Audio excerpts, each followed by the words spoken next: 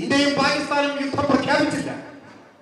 എന്നാൽ പരസ്പരം ചില സൈനിക ആക്രമണങ്ങൾ ഉണ്ടായി. അങ്ങോട്ടും 9 സൈനിക ഭീകര താവളങ്ങളിൽ ശക്തമായ ആക്രമണം നമ്മുടെ രാജ്യം നടത്തി.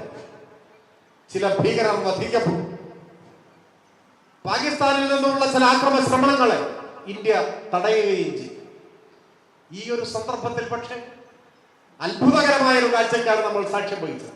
അത് പെട്ടെന്നൊരു ജനതയാകെ യുദ്ധോന്മാദികളായി മാറി. ആ യുദ്ധാസക്തിയുടെ തുടക്കം നമ്മുടെ മാധ്യമങ്ങളിൽ നിന്നായി. അതിനെ 1000 ഇരട്ടിയായി പ്രതിഫലിപ്പിച്ചത് നവമാധ്യമങ്ങളായി. അതിന്റെ മുന്നിൽ മലയാള ടെലിവിഷൻ ചാനലുകൾ നിന്നു. ഞാൻ അതിന്റെ ഓരോ മിനിറ്റിലെയും അല്ലെങ്കിൽ ഓരോ മണിക്കൂറിലെയും സംഘർഷ റിപ്പോർട്ടിങ്ങിന്റെ അപഹാസ്യതയെ അത്രയും സമയമെടുത്ത് വിശദീകരിക്കണമെന്നൊന്നും കരുതുന്നില്ല. എങ്കിലും ഒരു വള്ളംകളി മത്സരം റിപ്പോർട്ട് ചെയ്യുന്നത് പോലെ, ഒരു ഫുട്ബോൾ മത്സരത്തിന്റെ കമന്ററി പോലെ, ഒരു ക്രിക്കറ്റ് മാച്ചിന്റെ കമന്ററി പോലെ അത്യാവേശഭരിതരായി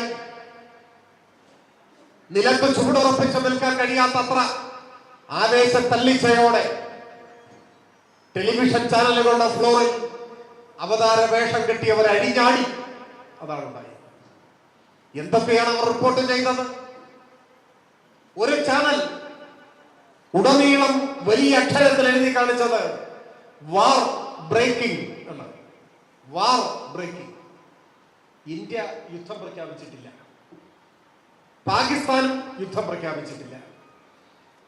നിങ്ങൾ യുദ്ധം പ്രഖ്യാപിക്കുന്നില്ലെങ്കിൽ ഞങ്ങളെ പ്രഖ്യാപിക്കും. ആ നിലപാടാണ് ചാനലിന്റെ. ഒരു സിനിമയിൽ കണ്ടില്ലേ, ജഗതിയുടെ കഥാപാത്രം തേങ്ങ ഉടക്കി സ്വാമി എന്ന് പറയില്ല, കുറെ നേരമായി ഇതിങ്ങനെ ഉടക്കാൻ നിൽക്കുകയാണ്, അവസാനം ഇയാൾ പോയിട്ട് ഉടച്ചു. അതുപോലെയാണ് മാധ്യമങ്ങൾ പ്രഖ്യാപിച്ചു യുദ്ധം. വാർ